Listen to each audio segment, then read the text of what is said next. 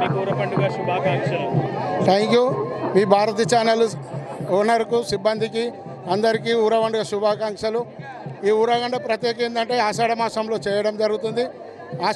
ఆషాఢ మాసంలో ఆడబిడ్డలు మన ఇంటికి వచ్చినట్టు అమ్మవారు కూడా పైనుంచి ఇప్పుడు కింద భూలోకంకి వచ్చి మన అందరినీ ఆశీర్వాదం ఇస్తూ మనతోని అమ్మవారు ఇట్లా కలిసి ఉన్నట్టే ఉంటుంది. కాబట్టి ఈ అమ్మవారు ఊరేగింపు ప్రత్యేకంగా ఆషాఢ మాసంలో చేస్తారు. కాబట్టి ఈ ఊర పండుగ అనేది కూడా గత 1834 సంవత్సరంలో మనం అందరికీ పేగు వ్యాధి వచ్చినప్పుడు ఉజ్జయిని మాంకాలమ్మ నుంచి ఉజ్జయిని అమ్మవారికి మొక్కి అక్కడ ఉన్న సైనికులు ఆ రోజుల మన హైదరాబాద్లో మాంకాలమ్మ జాతరలో చిన్న విగ్రహాన్ని పెట్టి ఈరోజు అంచెలంచెలుగా ఎదగడంతో నిజామాబాద్ కూడా అలాగనే సిస్టమ్ను పాటిస్తూ ఉజ్జయిని హైదరాబాద్లో మొక్కి అప్పటి నుంచి ఊరేగింపు ఈడ కూడా చాలు చేయడం జరిగింది.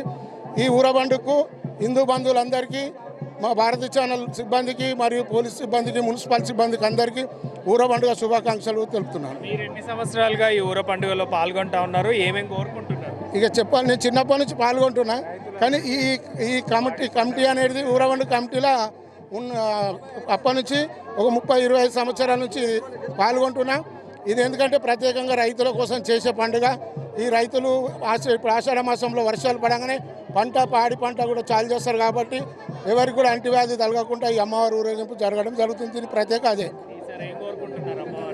నిజామాబాద్ ప్రజలు మంచిగా ఉండాలి, అందులో నేను మంచిగా ఉండాలి, వాళ్ళు మంచిగా ఉండాలని కోరుకుంటాను.